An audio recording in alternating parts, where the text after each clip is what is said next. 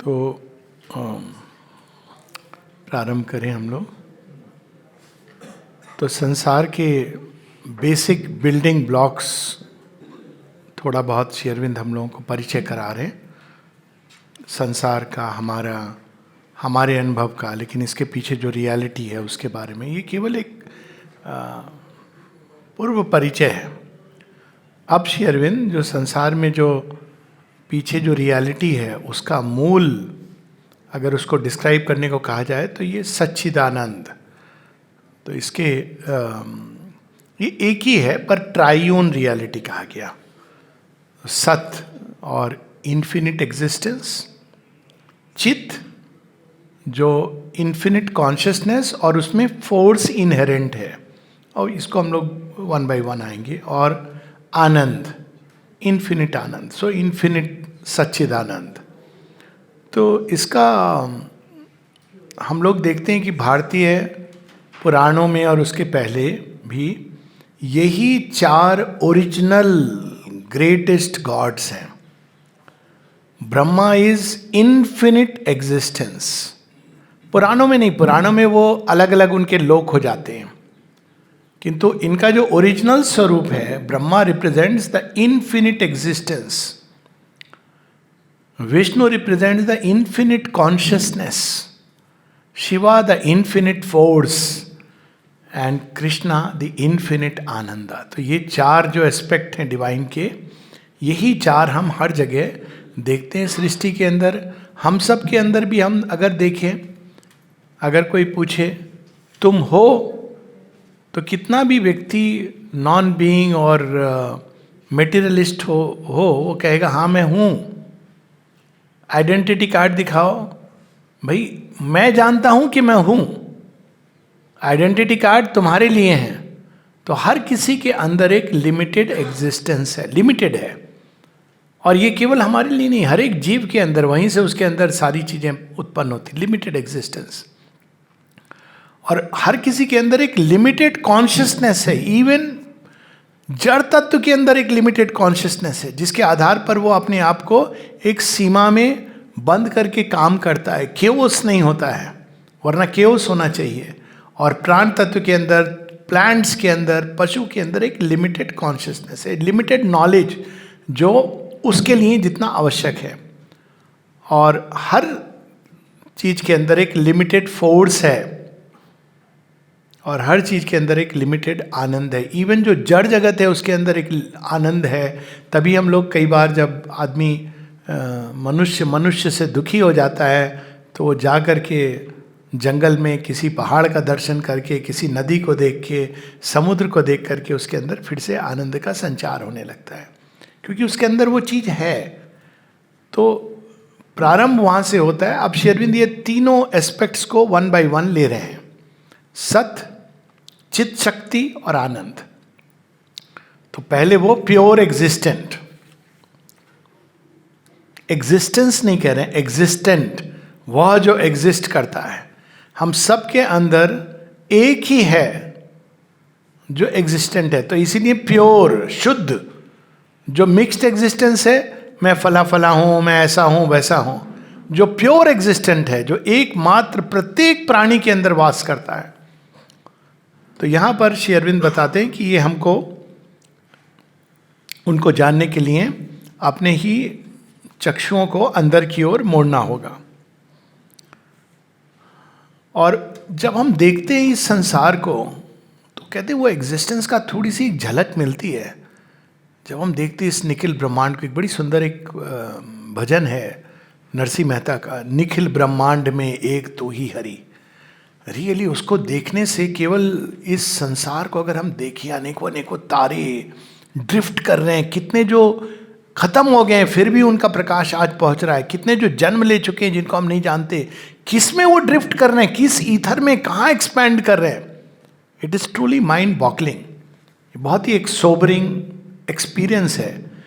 हम लोग क्या समझते हैं, हम इस सृष्टि का केंद्र है, लेकिन जब इस अथाह ऊर्जा से संपन्न इस संसार को, विश्व विराट, हम जब देखते हैं कि वो ड्रिफ्ट कर रहा है अनंत स्पेस और टाइम में, एंडलेस स्पेस और टाइम में, तो लगता है हाँ भाई हम हैं, लेकिन ठीक है, हमारा एक हमारी कार्ल सागन की वो थी ना सारी, लेकिन इसका एक दूसरा पक्ष भी है. इसलिए श्री अरविंद कहते हैं कि इस दृष्टि से अगर हम केवल देखें तो लगता है वो उस अनंत के सामने हम मनुष्य जीव जंतु तो क्या हैं, तुच्छ. नहीं, वो ऐसे नहीं देखता है, क्योंकि वही सब कुछ बना है. इसलिए भगवान के लिए कुछ भी तुच्छ नहीं है. श्री अरविंद की एक छोटी सी पोयम है, God. Thou who pervadest all the worlds below, yet sittest above. Thou who disdainest not the worm to be, nor even the clod. Therefore we know by that humility that thou art God. एक line जो missing थी, Master of all who work and rule and know, servant of love. तो उस विशालता में ऐसा नहीं कि इसको उसने निग्लेक्ट कर दिया, इग्नोर कर दिया. तो अब यहाँ श्री अरविंद श्रीमद् भगवत गीता में समम ब्रह्मम उसकी बात करते हैं कि वो प्योर एग्जिस्टेंट कैसा है. तो यहाँ पर पेज 79 पर, फॉर दिस बाउंडलेस मूवमेंट अगर हम स्पेस को देखें, does not regard us as unimportant to it. तो कार्ल सैगन जी केवल आधा सच जानते हैं, लेकिन दूसरा सच क्या है? Science reveals to us how minute is the care, how cunning the device, how intense the absorption it bestows upon the smallest of its works, even as on the largest. The hand that sent Jupiter spinning through heaven spends all its cunning to fashion a curl. In the pattern and bloom of the flowers he is woven, in the luminous net of the stars he is caught. तो ये जो हम दर्शन करते हैं कि नहीं किसी चीज का परित्याग, चींटियों को देखिए. तो शेरविंद यहाँ बताते हैं हम दो इल्यूजन से सफर करते हैं. एक है इल्यूजन ऑफ क्वांटिटी, वह ज्यादा है यह कम है. तो अगर इल्यूजन ऑफ क्वांटिटी पे अगर हम जाएंगे तो पहाड़ तो बहुत बड़ा है और चींटी उसके सामने मिनिस्कुल. या इवन अगर जीवित उसका कंपैरिजन दें हाथी और एंट का, लेकिन भगवान की दृष्टि में उसने चींटी के अंदर भी उतना ही अपनी चेतना को डाला है जितना कि एक हाथी के अंदर, जितना कि एक पहाड़ के अंदर. तो इल्यूजन ऑफ क्वांटिटी. दूसरा इल्यूजन है illusion of quality. Illusion of quality क्या है कि ant qualitatively is higher than a mountain. It's true, mountain can not move लेकिन एंट कैन मूव. लेकिन यह भी एक इल्यूजन है, क्योंकि वही इस इन दोनों के अंदर ना केवल व्याप्त है, उसी ने इसके अंदर से यह संभावना प्रकट की है. तो ये दोनों जो इल्यूजन जिससे हम सफर करते हैं, श्री अरविंद सचेत करते हैं हमको. पेज 79 पर नीचे की तरफ हम लोग पढ़ेंगे लास्ट की 7-8 lines. Quality and quantity differ, the self is equal. और अगर कोई व्यक्ति किसी एक प्रैक्टिकल एग्जाम्पल ले लें, वैसे कहा जाता था माँ के लिए सब बच्चे समान हैं, लेकिन हम अपने शरीर के भी पार्ट्स को अगर देखें, हर पार्ट पे हमारी ऊर्जा उतनी ही जाती है. ये बोल के नहीं जाती पाँव का तो कुछ खास काम नहीं है, इसको रहने दो करेगी तो प्रॉब्लम हो जाएगी. सिर के बाल तो बस यूं ही आ गए हैं. दांतों का क्या है? हर जगह वो उतनी ही ऊर्जा हमारा शरीर डालता है. केंद्र में हृदय है, डालता है, और ऐसा नेटवर्क बनाया है और वही रक्त जा रहा है सब जगह. हालांकि वो रिक्वायरमेंट के अनुसार ज़्यादा कम कर दिया जाता है, पर the essence is the same. तो यहाँ पर उसका वर्णन है कि quality and quantity differ, the self is equal, the form and manner and result of the force of action very infinitely, but the eternal primer infinite energy is the same in all. अब एक बड़ी profound psychological insight उन्होंने की है, इसको जरा सा बस पढ़ लेंगे. कहते हैं ना स्वाद के लिए, ये बड़ी अद्भुत बात कह रहे हैं शेरविंद. The force of strength that goes to make the strong man is no whit greater than the force of weakness that goes to make the weak. कोई पूछे ये क्या बात हुई? वीकनेस कैसे पैदा होती है? जब हम उस स्ट्रेंथ को सप्रेस कर देते हैं. एक बड़ी प्रोफाउंड साइकोलॉजी है. जो लोग बहुत अपने अंदर दमन करने की चेष्टा करते हैं, वही ऊर्जा है. आप देखेंगे दमन कर दिया लेकिन प्रगति नहीं हो रही, वही ऊर्जा है जिससे आपने दमन किया है. दमन करने में जितनी ऊर्जा आपने लगाई है, तो अंदर में ना केवल वो ठीक है आपने उस पार्ट को या उस ग्रोथ को स्टाइफल कर दिया, लेकिन आपके अंदर वो रिलीज नहीं हुई आगे जाने के लिए. भगवान दूसरे ढंग से कार्य करते हैं. वो पहले उसके ऊर्जा को रिलीज करते हैं. जब वो ऊर्जा निकलती है तो पहले क्रूड फॉर्म्स में निकलती है, जैसे सोना निकलता है अंदर से, मिक्स्ड होता है मट्टी के साथ. फिर उसको प्रोसेस करते हैं, रिफाइन करते हैं, और रिफाइन करके फिर वो धीरे धीरे उसके शुद्ध स्वरूप को प्राप्त करते हैं. This is the way of divine. तो यहाँ पर ये passing, at present we keep a false account. ये फॉल्स अकाउंट क्या है हमारा? The mental self-sufficiency of man creates a system of false accountanship, page 80 पर लगभग बीच में, which prevents us from drawing the right and full value from life. अब इसमें कई जगह पर श्री अरविंद इसका वर्णन करते हैं, खासकर जब डिलाइट ऑफ एग्जिस्टेंस में, तो हम लोग वहाँ पे आएंगे. क्योंकि अक्सर हम लोग सुनते हैं कि ये संसार तो पीड़ा से भरा हुआ है, क्यों बना दिया भगवान ने.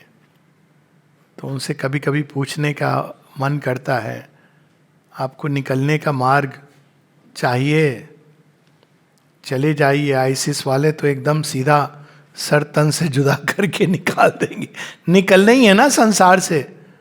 यमराज ही आ जाए, एक सर्टिफिकेट आ जाए कि भाई आपकी प्रार्थना सुन ली गई है, कबूल कर ली गई है, कल मैं आ रहा हूँ, आप इस पीड़ा से, दुख से भरे संसार से मुक्ति पालोगे. तो क्या कहेगा व्यक्ति? सर जी हमारे बच्चे की शादी हो गई, होने दो, होने वाली है.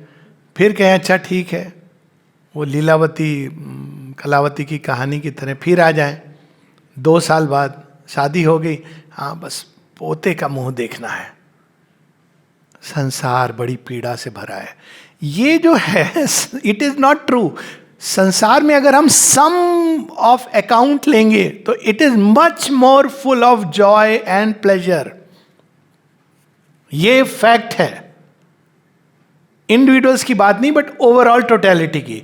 लेकिन इसी कारण पीड़ा हमको स्ट्राइक करती है, क्योंकि जॉय हमारी एक, हम एक्सेप्ट करते हैं कि ये नेचुरल अवस्था होनी चाहिए, और यही हमारी समस्या होती है. हम जब भी कोई व्यक्ति कहीं पर भी एक मानव संबंध जुड़ता है तो परफेक्शन की अपेक्षा करता है, तो परफेक्ट होना ही चाहिए, लेकिन वो नहीं होता है, तब उसके अंदर समस्या शुरू होती है. तो उसी तरह से जॉय एक नेचुरल स्टेट है, लेकिन हम फॉल्स अकाउंट लेते हैं. पीड़ा के क्षणों को हम पिन लगा के रखते हैं, ना केवल पिन लगा के रखते हैं, जब वो चला गया है ना तो भी हम उसको पकड़ें दिमाग के अंदर. अब देखिए किसी से बात करिए, अरे वो सन 82 में हमारे साथ क्या हुआ था. अरे भाई अभी क्या हो रहा है? नहीं नहीं सर आपको सुनना पड़ेगा. अच्छा सुना, आप, मेरे पास तो कोई चॉइस नहीं है, सुनता हूं मैं. सन 82 से 2022 तक. तो अब क्या हो गया? अब सर मुझे हेडेक बहुत रहता है. अब इस पर वो 82 से वो एक एनॉमली की तरह अटका हुआ है. फांस जैसे कहते हैं ना, थॉर्न इन द फ्लैश इतना चोट पहुंचाता है छोटा सा, कि आपके सारे जीवन के सुख चैन को छीन लेता है. लेकिन करेक्ट अकाउंट हम देखें, करेक्ट अकाउंटेंट की तरह, तो वही केवल सत्य नहीं है. संसार में बहुत कुछ है, सुख भी है, ज्ञान भी है. जो जीवन से बड़े निराशावादी होते हैं, ऐसा नहीं है. मनुष्य के मानवीय कहानियों में अद्भुत प्रेम, त्याग, ऐसी चीजों की कहानियां हैं जो देख के लगता है कि देवता भी कहते हैं कि ये नहीं संभव है हमारे लिए. तो ये भी है. अब पेज 85 पर आ गए हमारे शिव जी, जिनकी बात सुबह हो रही थी. Nataraj.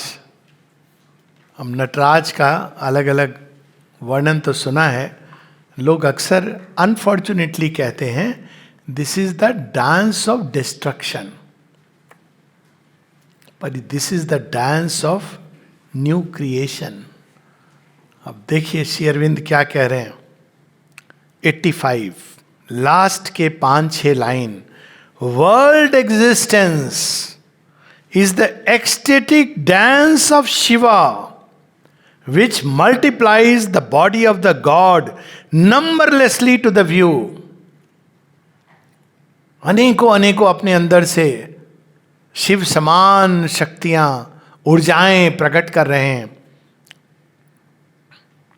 It leaves that white existence precisely where and what it was. वो वहां पर है वो एग्जिस्टेंस अपनी जगह, श्वेत हिमालय की चोटी पर, कैलाश पर. लेकिन ये डांस भी चल रहा है. Ever is and ever will be, it's sole absolute object is the joy of the dancing.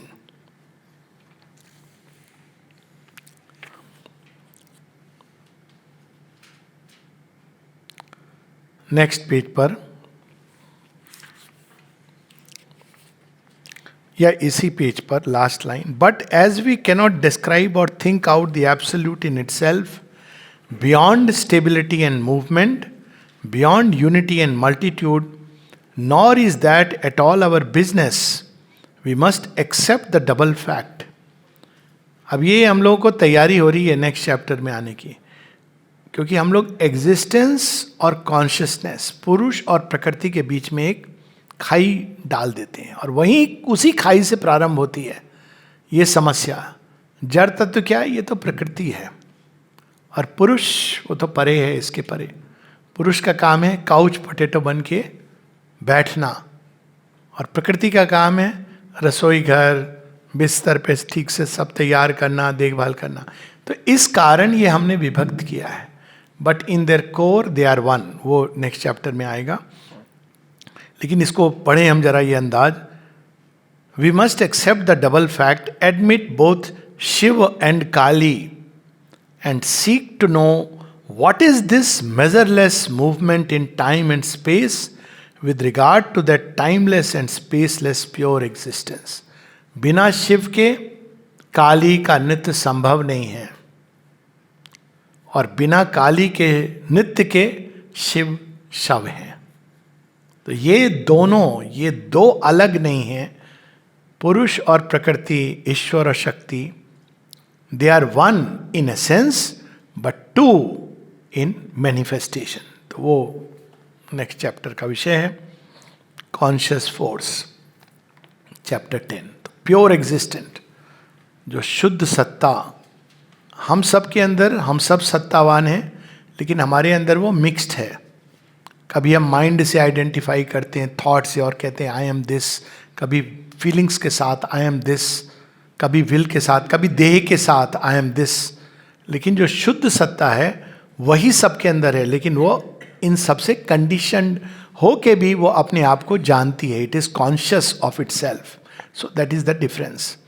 और कॉन्शियस फोर्स अब वहीं से आती कि सत्ता, फिर वो शक्ति जो उसके अंदर से प्रकट होती है, संसार में चली जाती है, वही जड़ तत्व बनाती है. कैसे बनाती है? बड़ा सुंदर इसका वर्णन है. Chapter 10 conscious force, page 87.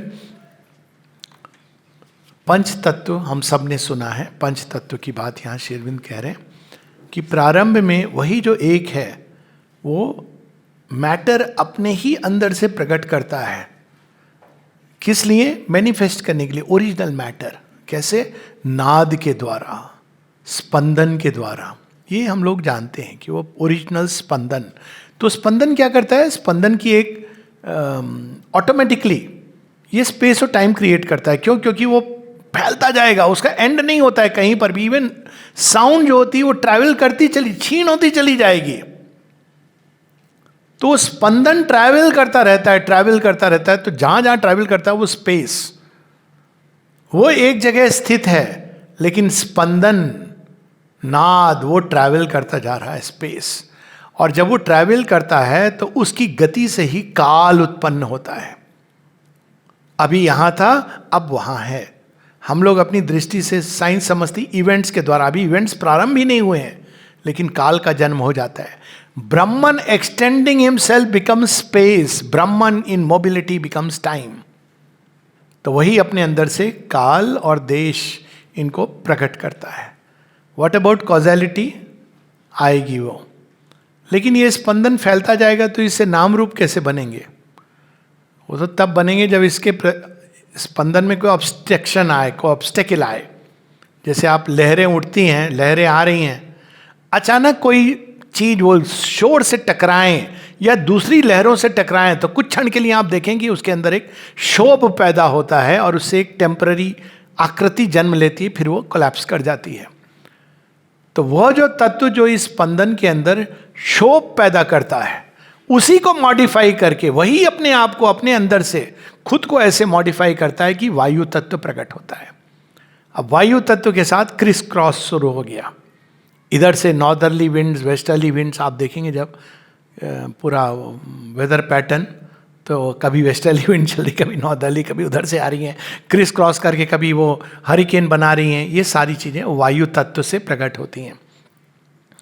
लेकिन वायु तत्व के भी जो फॉर्म्स होते हैं वो स्टेबल नहीं होते हैं। अभी स्टेबल फॉर्म बनाना है, वो थोड़ी देर के लिए रहेंगे फिर चले जाएंगे। इसीलिए कहते हैं हवा हवाई, हवा में लकीर खींच दी। स्टेबल नहीं है, आपने खींची लेकिन वो टिकी नहीं।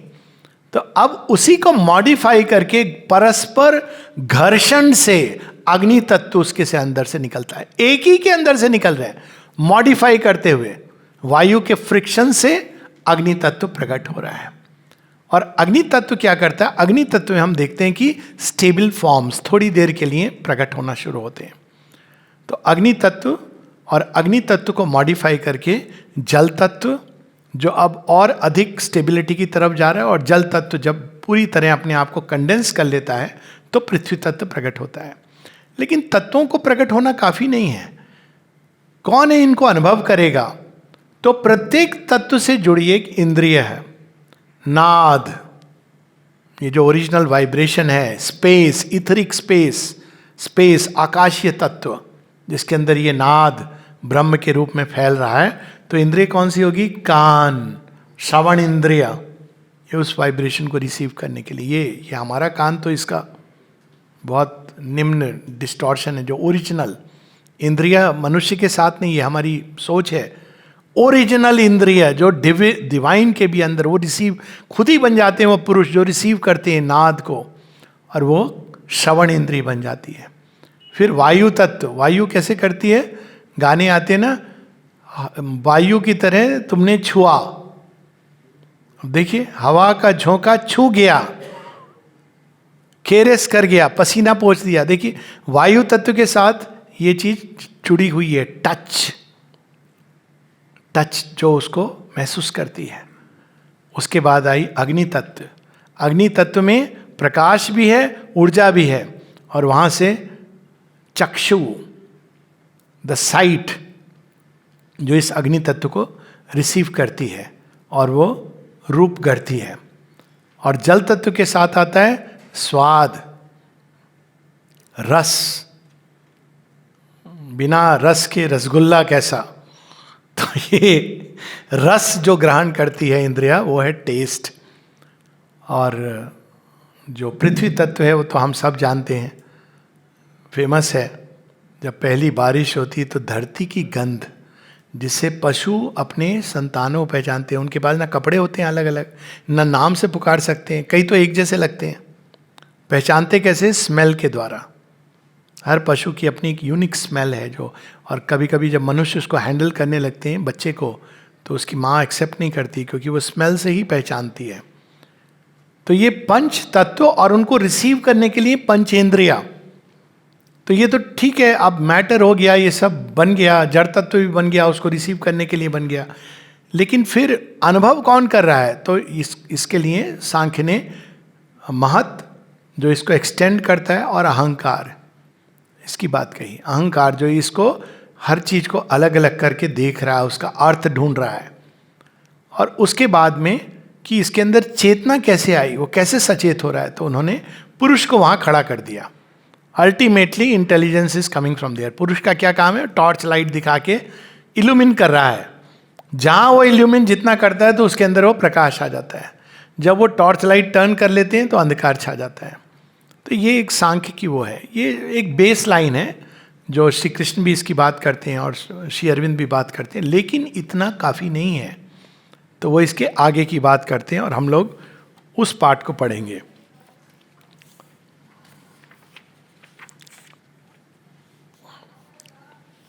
Such is the explanation of page 89. Such is the explanation of things offered by the school of Indian philosophy, which comes nearest to the modern materialistic ideas. क्योंकि इन्हीं चीज को जो जड़ वैज्ञानिक हैं, फिजिसिस्ट हैं, वो इसको दूसरे ढंग से कहते हैं, बात वही कह रहे हैं। वो उनको फोर्सेस के हिसाब से कहते हैं। वो यही कहते हैं weak electromagnetic, strong electromagnetive, positive negative force, ये सारे, मतलब positive negative not psychological but positive charge, negative charge, gravitational force, और साइकोलॉजिस्ट भी कहते हैं force of attraction and repulsion जो जल तत्व से आती है, force which is dynamism to create, dynamic urge to create जो अग्नि तत्व से आती है। तो ये सारी चीज़ें हर लेवल पे अप्लाई करती हैं और वहीं पर हमारी फिजिकल साइंस भी जाती है। अब यहाँ पे बस समस्या ये होती है कि ये दोनों अलग हैं, एग्जिस्टेंस और फोर्स, या ये दोनों एक है। मतलब जो सांख्य व्यू है उसके अनुसार ये प्रकृति अपने आप में तो जड़ है, लेकिन पुरुष के इंटेलिजेंस और लाइट से इसके अंदर कॉन्शियसनेस आ जाती है। और कई मटेरियल साइंटिस्ट इससे बहुत भिन्न परिणाम आते हैं। एक मटेरियल साइंस है जो ये मानती है कि ये सब जड़ तत्व है, लेकिन यदि हम ध्यान से देखें तो इस जड़ तत्व के अंदर कार्य जैसा होता है, तो ऐसा प्रतीत होता है कि कोई एक ट्रेमेंडस इंटेलिजेंस काम कर रही है। तो जो सांख्य को बिलीव करते हैं वो तो सीधा वो इंटेलिजेंस पुरुष तत्व की है, जो बड़ा अजीब सा एक्सप्लेनेशन है। मतलब पुरुष तत्व कहीं ना कहीं तो बह रहा है हमारे खून में भी, तभी आप एक जगह जब कटता है कुछ तो पूरी वो हिडन इंटेलिजेंस सारी के सारे सेल्स को वहां ले जाता है ठीक करने के लिए।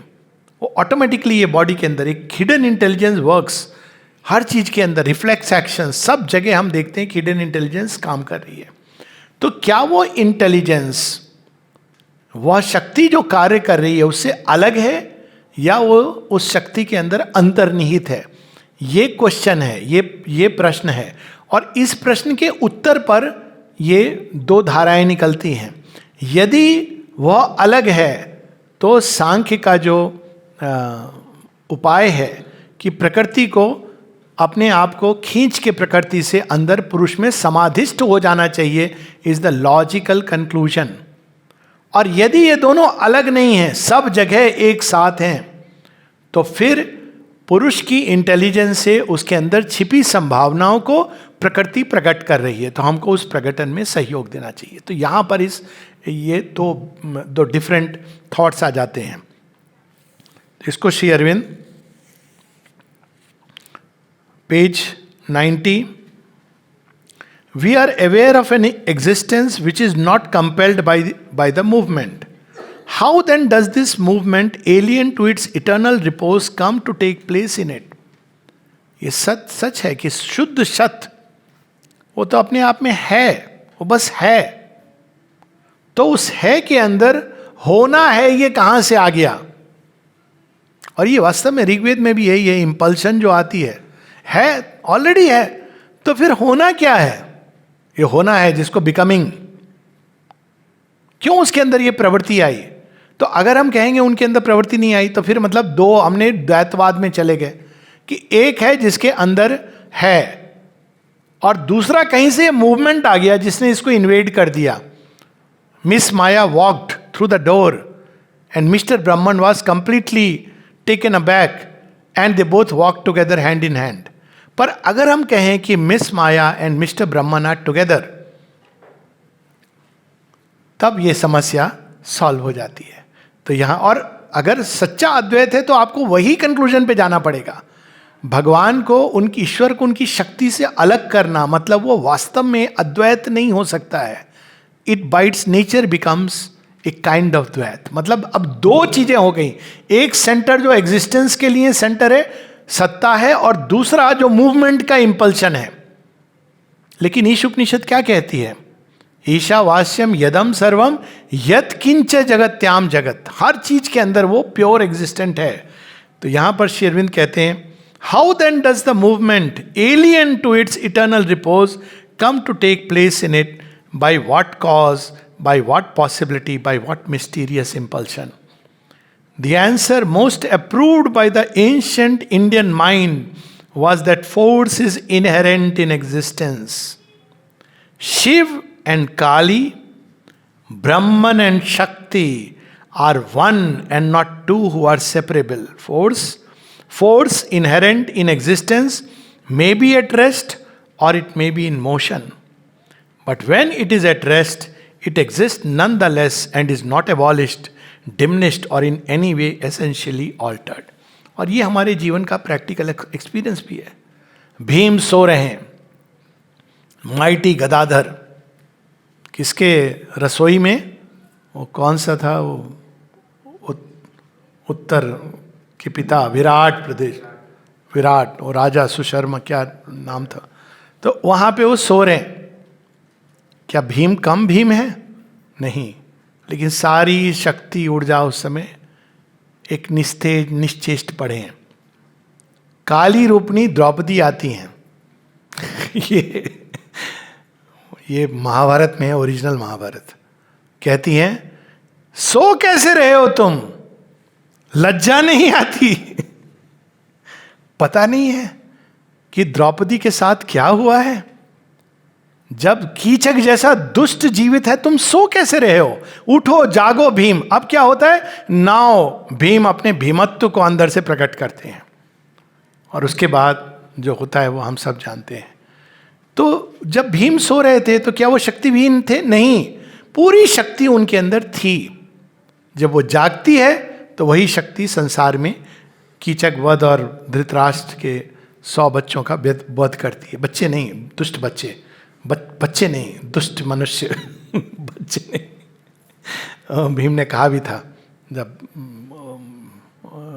गांधारी ने कहा 100 बच्चे मार दिए मेरे, एक तो छोड़ देते. अब Bhim is the natural man. देखिए वो गुड और इविल के परे वाली जो देवताओं की गति होती है, ये है भीम के अंदर. He is beyond that. तो भीम कहते हैं 100, माता गांधारी तुम्हारा आदर करता हूं, किंतु 200 बच्चे होते तो उनको भी मार डालता. He is born like that. Evil is evil. तो वो गुड और ईविल, वो बेचारे एक तो छोड़ दो मम्मी पापा के लिए. अब देखिए उसके अंदर एक mighty action of a god है. उसको आप मानवीय तुला पे नहीं तोल सकते हैं. वन कैन सेंस इट कि ये भीमत्व तो एक डिवाइन समथिंग है. तो उसी प्रकार से मनुष्य के अंदर वो शक्ति, वो परम पुरुष के अंदर वो शक्ति है और वही उसको इम्पेल करती है भीतर से. यही हमारी ऋग्वेद बताते हैं कि वो इम्पेल करती है और उसके अंदर से संसार प्रकट होता है. तो मूल चीज़ यहाँ पे यही है जो हमारा एक टेक होम पॉइंट है. पेज 96, इसमें श्री अरविंद थोड़ा थोड़ा प्रमाण भी देते जा रहे हैं, जिसकी बात हम लोगों ने की भी है अभी. Page 96. But what right have we to assume consciousness as the just description for this force?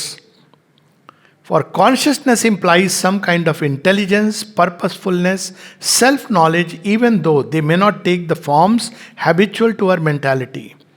Even from this point of view, everything supports rather than contradicts the idea of a universal conscious force.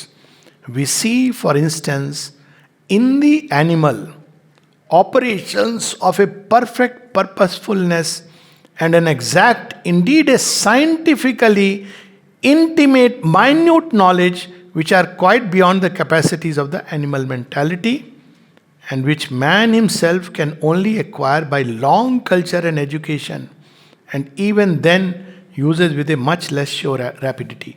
इसका प्रमाण वो चींटियों को है देख करके. आप देखिए चींटियां कैसे, चींटियों के ऊपर किताबें लिखी लोगों ने स्टडी करके, पर चींटी ने अपना जीवन जीने के लिए कोई किताब नहीं पढ़ी.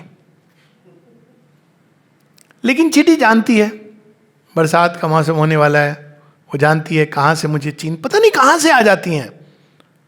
ठीक उनके अंदर एक ज्ञान है. ना केवल आती हैं, सब भाई बहनों को बुला लाती हैं. हम लोगों की तरह नहीं स्वार्थी, खुद जमा कर लो, तुम भी आओ, तुम भी आओ, तुम भी आओ.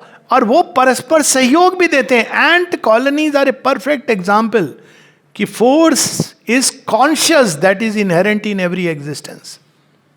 छोटी सी है, छोटी सी एंट, और कॉलोनी में रहती है। और अगर उसके वो जो वाइट एंट का तो देखो घर तो लगता है स्काई स्क्रेपर है इसमें, और जो लंदन और न्यूयॉर्क में है, पर फर्क इसका है कि ये वाला माचिस की डिब्बी है, ये इसमें थोड़ी आर्ट है, क्रिएटिविटी है।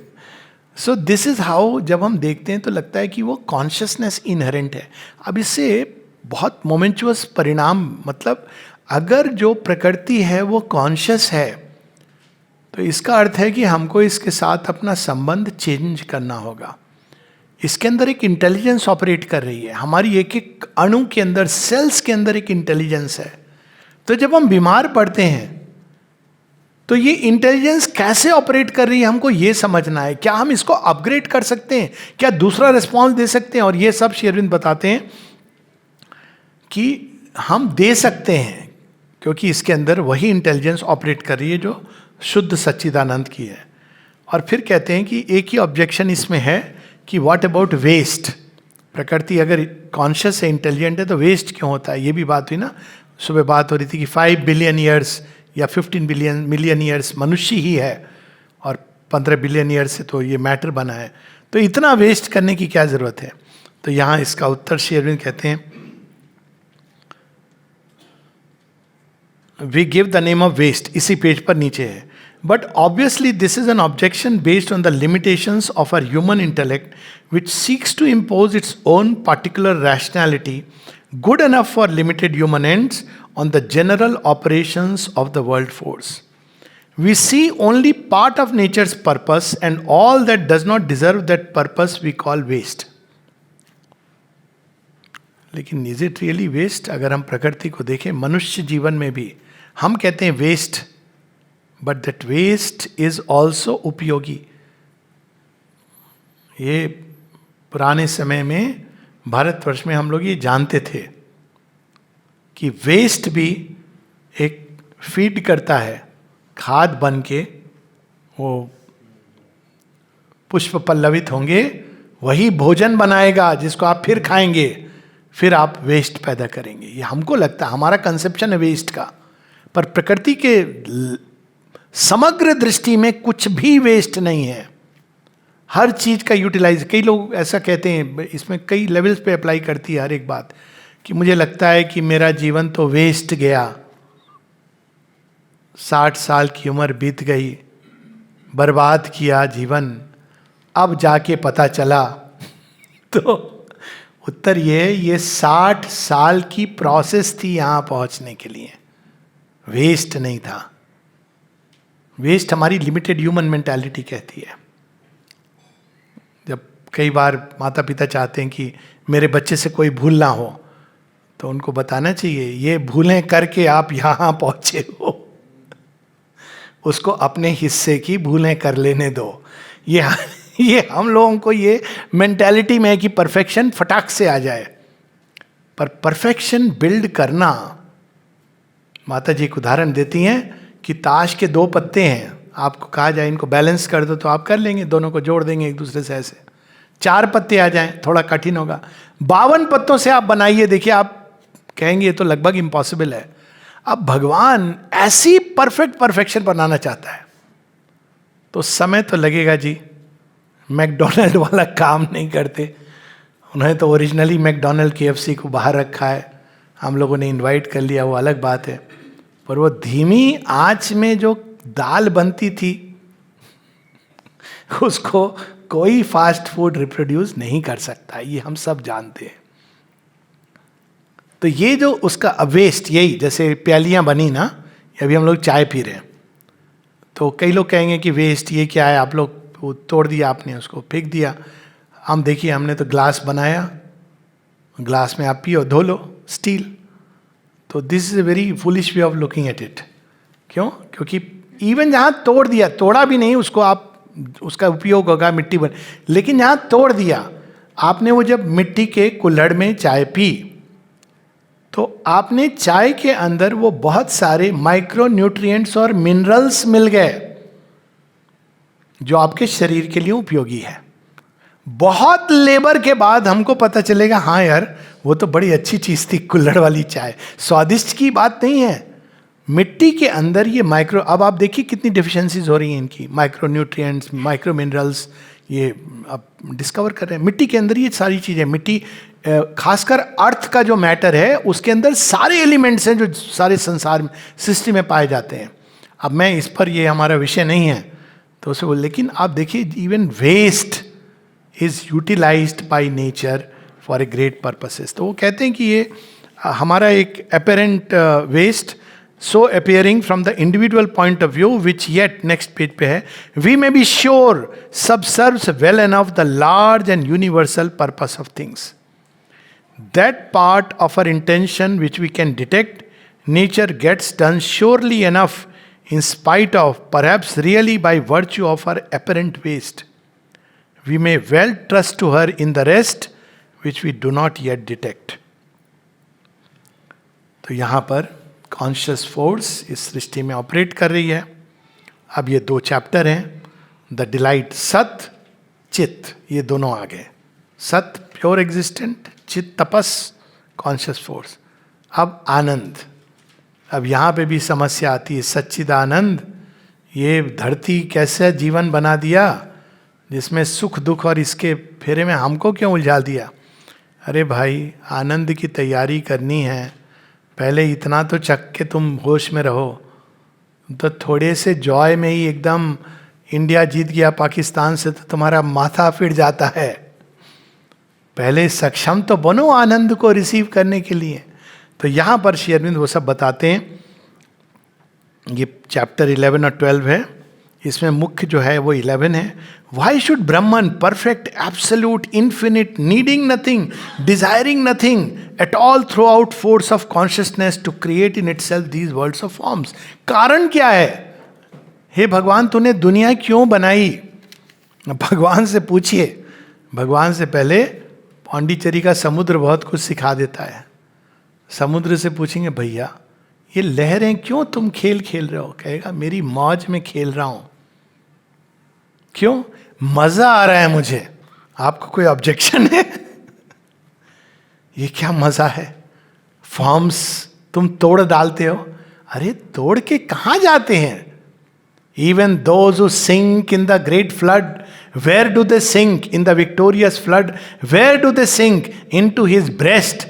ही to some gives victory, joy and good, to some gives rest. कहते हैं मैंने निकाले हैं, प्रकट किए, मैं उनको अपने में एब्जॉर्व कर रहा हूं, तुम्हारी प्रॉब्लम क्या है?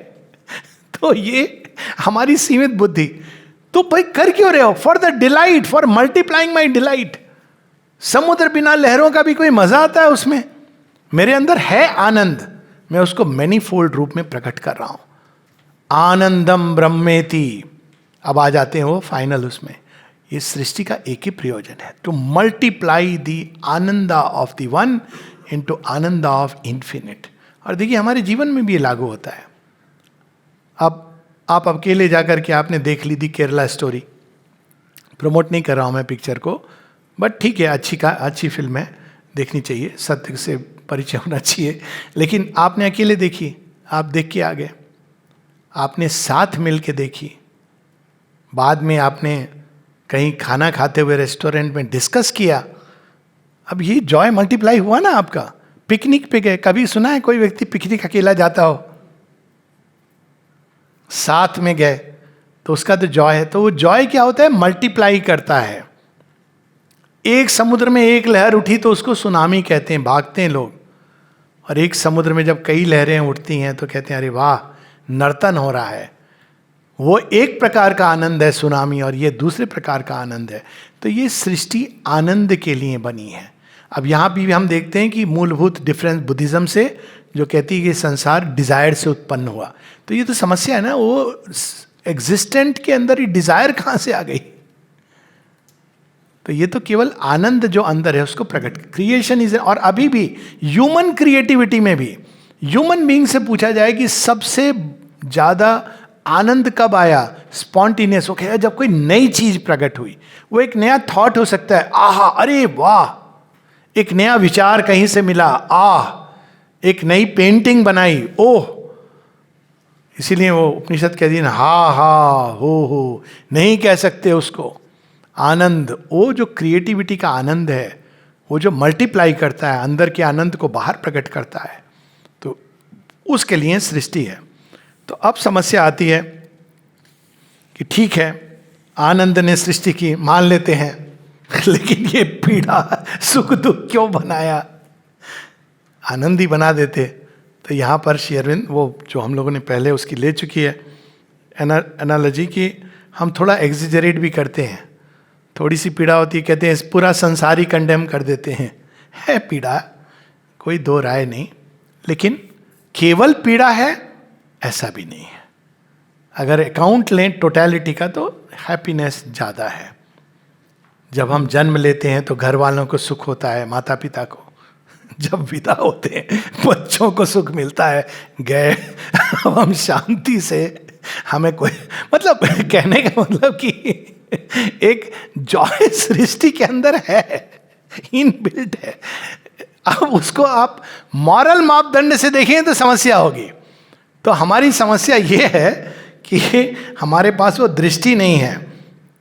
तो श्री अरविंद ये कहते हैं, पहले तो अगर हम डिस्पैशनेटली देखें, लेकिन फिर भी ये समस्या आती है कि जो भी हो है तो पीड़ा, तो उन्होंने बनाई क्यों? तो इसका उत्तर कई लोगों ने page 101 second para, page 101 second para, Sachchidananda, Sachchidananda it may be reasoned is God, is a conscious being who is the author of existence. How then can God have created a world in which he inflicts suffering on his creatures? अब देखिए, अर्जुन के पास ये सब question करने का समय नहीं था। उसकी समस्या थी ये दुर्योधन को मारूं कि नहीं मारूं। तो श्री कृष्ण उतना बताते हैं। लेकिन अब ये मॉडर्न माइंड की तो समस्या है, हम लोग इससे संतुष्ट नहीं हैं। हम तो ये सब जानना चाहते हैं कि बैटल ही क्यों है। तो यहाँ पर अब श्री कृष्ण श्री अरविंद के रूप में आके अब मॉडर्न मैन, मॉडर्न अर्जुन को उत्तर दे रहे हैं। How then can God have created a world in which He inflicts suffering on His creatures, sanctions pain, permits evil? God being all good, who created pain and evil? अब जो stock उत्तर हम लोग देते रहे हैं, श्री अरविंद उस पर भी जरा सा तंज करते हैं। देखिए, इसमें ह्यूमर भी है, बड़ा सटायर हल्का सा। If we say that pain is a trial and an ordeal, यही कहते ना भाई, परीक्षा हो रही है, पेन, अरे भगवान को पता नहीं है हम लोग फेल होने वाले विद्यार्थी हैं, परीक्षा लेने की कोई जरूरत है, पर हम लोग कहते हैं कि वो ट्रायल कर रहे हैं। तो श्री अरविंद कहते हैं कि if we say that pain is a trial and an ordeal, we do not solve the moral problem, we arrive at an immoral or non moral God, an excellent world mechanist perhaps, a cunning psychologist, but not a God of good and of love, whom we can worship, only a God of might, to whose law we must submit, or whose caprice we may hope to propitiate. For one who invents torture as a means of test or ordeal stands convicted either of deliberate cruelty or of moral insensibility, and if a moral being at all is inferior to the highest instinct of his own creatures. क्या ये कोई मनुष्य अगर ऐसा करे, आप देखें किसी आज के ही संदर्भ में, मनुष्य अभी तो सुपरामेंटल बहुत दूर की बात है, अभी एक ह्यूमन बीइंग बच्चे को पीट रहा है, अब भैया क्यों कर रहा, अरे सिखा रहा हूं उसको, तो आप क्या कह, कैसे मनुष्य हो, पशु हो क्या? लेकिन भगवान के बारे में हम कहते हैं वो हम लोग को ठोकता है, बजाता है, क्यों? जिससे हम अच्छे बन जाएं, और हम इन बातों को रिसीव करके स्वीकार करते रहें। शेरविन चैलेंज कर रहे हैं इसीलिए it's a completely a new approach. हमारी इवन ह्यूमन बीइंग की हाईएस्ट सेंसिबिलिटी नहीं है ये, लेकिन हम भगवान को इनसेंसिबल, इमोरल बना देते हैं।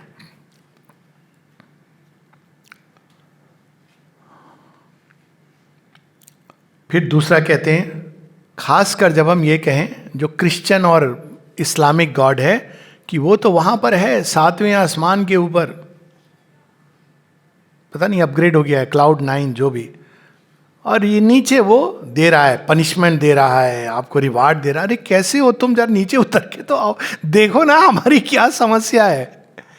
भारत का वेदांत का भगवान वैसा नहीं है, ये डिफरेंस है। वेदांतिक कंसेप्शन, सनातन धर्म का जो डिवाइन का आइडिया है, और सेमिटिक रिलीजन्स का जो डिवाइन का आइडिया है। सेमिटिक रिलीजन जिसमें ज्यू, इस्लाम और क्रिश्चियनिटी आती है, वो भगवान कहीं और बैठा है और उनका काम कुछ नहीं, वहाँ बैठ के बस मज़े में सबको पनिशमेंट रिवार्ड। और अब उसने तो बड़ा सिंपल कर दिया है कंप्यूटर पे, बिलीव करते हो तुम्हारा नाम बस बदल लो, जॉन बन जाओ या हबीबुल्ला, आप हेवन खुल गया। मतलब इजी कर दिया अपना काम, शॉर्टकट। भारतवर्ष का भगवान ये सृष्टि बन गया है, वही पीड़ा सफरिंग के द्वार से वो गुजर रहा है। हाल में एक क्लिप देख रहा था मैं, एक केरला स्टोरी का क्लिप है, जहाँ कोई एक लड़की कहती है कैसा भगवान है तुम्हारा शिव, जो अपनी वाइफ की डेथ होती है तो रो रहा है। अब इस पिक्चर में पता नहीं उसका उत्तर दिया है कि नहीं, I am yet to see the movie, but चूंकि वो जानता है कि मानव पीड़ा क्या है, इसीलिए हमारे भगवान उसका इलाज करना भी जानते हैं। जिस डॉक्टर को कभी बुखार ना हुआ हो उसके पास कभी ना जाइए, खाली एमबीबीएस पढ़ना काफी नहीं है, बड़ा इंसेंसिटिव होगा। बुखार कोई बात नहीं है, पैरासीटामोल ले लो। अरे भाई, दो अच्छे मीठे बोल भी बोल लो, ये भी कह दो जरा पानी पी लेना, मेरे सिर पे हाथ, ये सब होती है ना, जब बुखार होता है तो मन करता है ये सब, तो उसको पता नहीं है। हमारा भगवान वो सारे दारुण दुख जो मनुष्य के हैं उनको स्वयं उसको लेता है। और वो कौन सा दुख है सती का? A world that has rejected the divine mother, ये वो दुख है कि वो आई थी रूपांतरित करने दक्ष प्रजापति के वर्ल्ड को, एंड द वर्ल्ड रिजेक्टेड हर। ये विलाप कोई साधारण विलाप नहीं है एक हस्बैंड का अपनी वाइफ के लिए। तो खैर वो तो एक अलग बात है मूवी, बट वही अपने ऊपर पीड़ा को भी लाता है, क्योंकि शिव ने विष का घूंट पिया है। इसलिए हम सब जब रात को सोते हैं पीड़ा में, सुबह उठ के लगता है चली गई, दिल हल्का हो गया, रात को पता नहीं क्या हुआ, कुछ रो धो लिए। क्यों? क्योंकि रात को श्री अरविंद की एक कविता है, the one self in us to Shiva wrestles with the world's grief, in us to Krishna seeks for joy and bliss. तो वही शिवत्व है। तो ये हमारा भगवान अलग है भाई, आपका भगवान वहां बैठा हुआ है, वो तो ऊपर से ही इन्फ्लिक्ट पता नहीं कैसा है, अजीब सा है, क्रूएल है, टॉर्चरर है। हमारा भगवान तो यहाँ उतर के हमारी पीड़ा को अनुभव करता है, इसीलिए वो हमारे दुख को आत्मसात करता है, दंडित नहीं करता। इसीलिए वो आशुतोष है, इसीलिए वो करुणामय है। यही उनकी करुणा है। आपके भगवान में करुणा नहीं है, इसलिए आप सर तन से जुदा आसानी से कर देते हो। सो ये इसके वैसे होने चाहिए इनके आंसर्स, क्योंकि आजकल ये सारे ग्रुप्स में, एनीवेज हम दिव्य जीवन पे आ जाएं, लेकिन वही बात श्री अरविंद वैसे बता रहे हैं। और no theory of an extra cosmic moral god can evil and suffering be explained.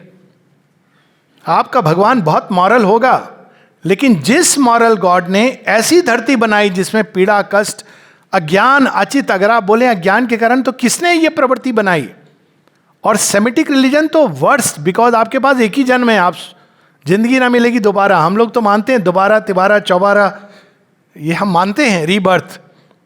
नहीं तो ये क्या है? वो मॉरल कैसा हुआ जिसने ये संसार अपने ओमनीपोटेंस से बनाया और ऐसा बनाया? तो यहां पर श्री अरविंद कहते हैं कि आप इसको जस्टिफाई नहीं कर सकते हैं except by an unsatisfactory subterfuge which avoids the question at issue instead of answering it, or a plain or implied Manichaeism which practically annuls the Godhead in attempting to justify its ways or excuse its works. Manichaean God क्या है? वो जीवन को good और bad इसमें काट देता। Good किया आप भगवान को प्रिय हो, बैड किया पनिशमेंट। अरे बनाया किसने, क्यों, ये प्रश्न नहीं करेंगे। भगवान ने बनाया बस मान लो। तो कहते हैं avoids the question. Manichean creator, very dangerous thing. Manichean creator के यहाँ क्या रिडेम्पशन का कोई चांस नहीं है।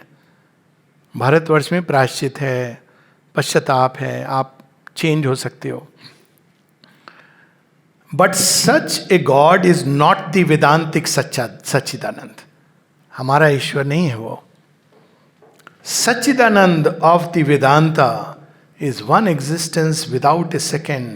All that is He. If then evil and suffering exist, it is He that bears the evil and suffering in the creature in whom He has embodied Himself. The problem then changes entirely. कम से कम हम भगवान को convict नहीं कर सकते कि आपने वहाँ बैठ के बना दिया और हमको धकेल दिया. तो ये वेदांत का गॉड है. और अब श्री अरविंद अंत में इसमें यही बताते हैं कि ये चीज़ें हैं जीवन में, लेकिन ये हम तभी समझ सकते हैं कि ये एक स्टेज है इवोल्यूशन की धारा में. जैसे बात हो रही थी कि वो ओवरवेट बनाने के लिए खुदना पड़ता है, दुख पीड़ा होती, कष्ट होता है. लेकिन जब हम ये जानेंगे कि ये एक बाद में ends justify the means from the divine point of view.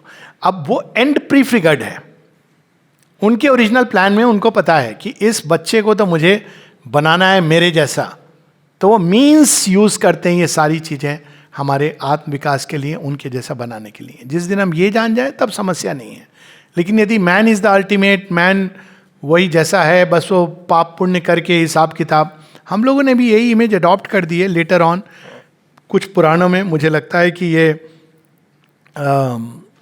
उसका शायद वो इस्लाम धर्म से प्रभावित होकर के लास्ट का ये चैप्टर जल्दी से, इसमें कुछ विशेष नहीं है, लगभग हम लोगों ने कर ही लिया है. ठीक है, इसकी एक आध पैसेज बड़े सुंदर सुंदर हैं, पेज 112 या उसके भी बाद. ओके, मूल रूप से यहाँ ये कह रहे हैं कि हम कोई, ये एक हैबिट ऑफ नेचर है, पेन प्लेजर, हम इसमें चाहें तो बिल्कुल अलग प्रतिक्रिया दे सकते हैं, इवन टू इविल, और यही विकास का मार्ग है. तो पेन, जिसको हम पेन कहते हैं, तो श्री अरविंद एक साइंटिफिक एग्जाम्पल ले रहे हैं. हिप्नोसिस में जब आप हिप्नोटाइज करते हैं तो आप बिल्कुल ही वो पेन विलुप्त हो जाता है. उसी तरह से ये संभव है कि किसी ने हमारे साथ जिसको हम कहते हैं अपनी सीमित उसमें बुरा किया हो, उसके पीछे भी हम भगवान का हस्तक्षेप देख सकते हैं. तो ये संभव है कि हम ये, इसको हम लोग पेज 115 पर या और भी, ओके, अब लास्ट में उसका दिस एलिमिनेशन, ये page 116, this elimination is possible because pain and pleasure themselves are currents, one imperfect the other perverse but still currents of the delight of existence. एक सिंपल उदाहरण, आप खड़े हैं कहीं क्यू में और अचानक पीछे से किसी ने आपको धक्का दिया या यहाँ पे मारा, क्या प्रतिक्रिया होती है? गुस्से में, कौन है ये?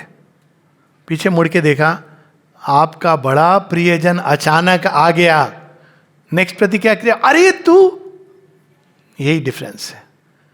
विभक्त भेद बुद्धि में हम भिन्न भिन्न अलग अलग करके देखते हैं, और जब अविभक्त बुद्धि होती है तब हम देखते हैं अरे भगवान ही हैं जिन्होंने मुझे आगे बढ़ने के लिए धक्का दिया, कहा कब तक यहाँ रहेगा, आगे बढ़. तो यही डिफरेंस हो जाता है कि हम इसको अगर दृष्टि से देखें. नेक्स्ट पेज 117 पर, since the nature of suffering is a failure of the conscious force in us to meet the shocks of existence. Basically क्या है, ये संसार घात प्रतिघात करता है हमको शेप करने के लिए. जब हम इसको सहन कर लेते हैं, सहना भी एक शक्ति है, तो हमारे अंदर एक नई संभावना जन्म लेती है. और हम सह नहीं पाते हैं, हम टूट जाते हैं, तो हम कहते हैं अरे पेन हुआ. यही डिफरेंस है. आप कमांडो ट्रेनिंग में जाते हैं, उनको जो करना पड़ता है, सांप को पकड़ करके, जिंदा सांप को काट के खाना पड़ता है, तो 3-3 दिन बिना भोजन प्यास के आप चलते जाएंगे 10 किलो का पिट्ठू डाल के, कोई सुनने वाला नहीं है. लेकिन कमांडो खुशी खुशी करता है. क्यों? क्योंकि बाद में वो एलीट उसमें जाएगा. अगर उसको ना पता हो, कहेगा पता नहीं क्या कर दिया, हमारे वो पागल हो गए, हमको इस तरह की चीज की है. तो we have to look upon these things as a training ground.